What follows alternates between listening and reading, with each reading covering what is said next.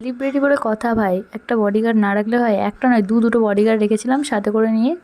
তো দেখতেই পাচ্ছ আমরা গেছিলামও কিন্তু একটা স্পেশাল জায়গায়, স্পেশাল কারণে।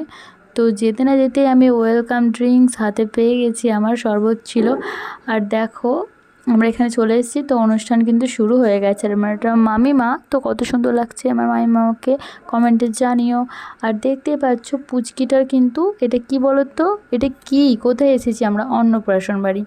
তো দেখো ক্যামেরাম্যানরা সঙ্গে সঙ্গে পুচকিটার ফটো নেওয়ার জন্য যে কত কিছু যে করছে।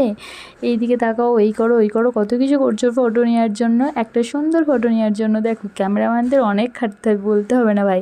তো দেখতেই পাচ্ছ পুচকিটাকে মুখে ভাত দিচ্ছে, খাওয়াচ্ছে, এটা ওটা সব কিছু নিয়ে খাচ্ছে। এরপর তো নিজেই খেতে শিখে যাবে বড় হয়ে।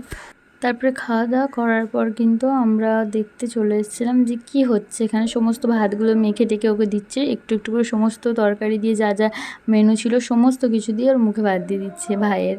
তো কিছু খাওয়া দাওয়া দেখে আমি কি আর ঠিক থাকতে পারি? তো আমিও ঝটপট খেতে বসে বললাম, আমাদের টাইম হয়ে গেছিল, সবাই খেতে খাচ্ছিল। আর এই মিষ্টি বোনটা আমার সাথেই বসেছিল। তো দেখতে পাচ্ছ পাতা, মেনু কার্ড আমাদের সবকিছু দিয়ে দিয়েছে। প্রথমে দিয়ে দিয়েছিল ভাত, মাছের মাথা দিয়ে শাক, পটেটো ফ্রাই, আর একটা ফিশের কিছু ছিল, ফিশ ফ্রাই ছিল। তো আমার এই মুহূর্তে মনে নেই। তার সাথে মাছের কালিয়া দিয়েছিল, চাটনি, পাঁপড়, মিষ্টি, পায়েস। তো অন্নপ্রাশন বাড়িতে তো পায়েস তো হবেই। তার সাথে ছিল সন্দেশ।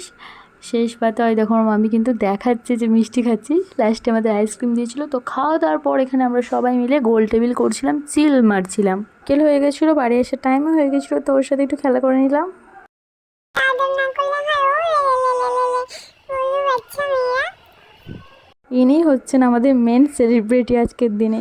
তো ওর সাথে ফটো তোলার জন্য কত কাণ্ড করছি দেখো। ও কিন্তু বেলুনের দিকে তাকিয়েছিল। আজকের মতো আমি আর মা দুজনেই টাটা, বাই বাই।